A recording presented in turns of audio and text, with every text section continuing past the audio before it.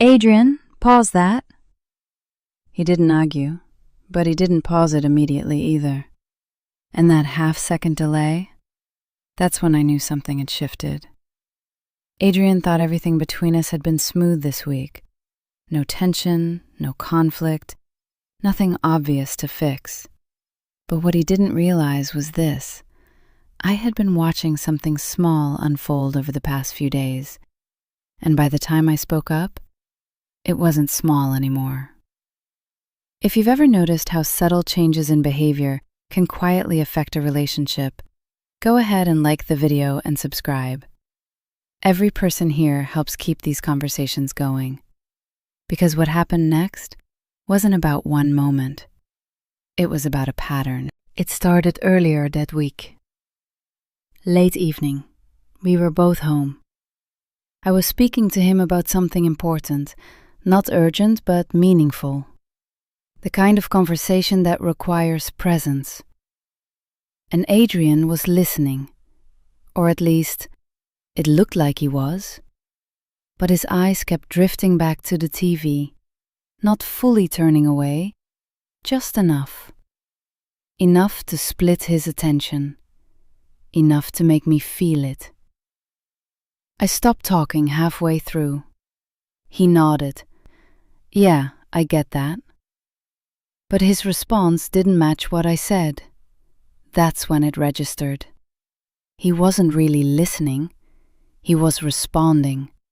And that's not the same thing. The next day, it happened again. Different situation, same energy. I asked him to handle something before we left the house. Simple. Clear, he said.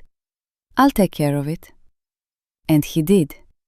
But rushed. Half present. Like his mind was already somewhere else. And what stood out wasn't the result. It was the pattern. That subtle disconnect. That slight drop in attentiveness. Because in a female-led relationship like ours, attention is never optional. It's the foundation of respect. And here's the question most people overlook.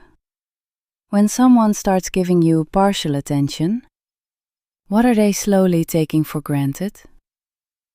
Hold on to that. Because the answer showed up later that week. By Thursday, I didn't need another example. I could feel it. In his tone. In his timing. In the way he responded just a second too late. Not a disconnect, but not fully present either. And that's the kind of shift that doesn't announce itself. It settles in quietly, until one day you realize you're being heard, but not deeply received. And that changes everything. So later that night, I asked Adrian to pause the TV. He looked at me, then at the screen, then back at me, and paused it, slowly. Come sit with me. Adrian walked over, sat across from me, trying to read the moment, but he's not able to. Do you feel like you've been fully present this week? I asked. He hesitated, then said, Yeah, I think so. That answer told me exactly where we were. Not misaligned, just unaware. I don't think you've been absent, I said calmly. His expression shifted. But you haven't been fully attentive either. He leaned back slightly. What do you mean? It means you've been hearing me, but not fully engaging with me. Silence. He looked at me carefully now, processing what I would do. When your attention splits, I continued, I feel it immediately. That landed, because Adrian, attention is something you can't fake. You checked the TV while I was talking earlier this week. He nodded slowly. I remember. I stopped speaking. His eyes lifted. I know. That moment right there, that's where correction begins. In this relationship, attention is respect. He didn't interrupt. Good. Not sometimes. Not when it's convenient. Consistently. He exhaled.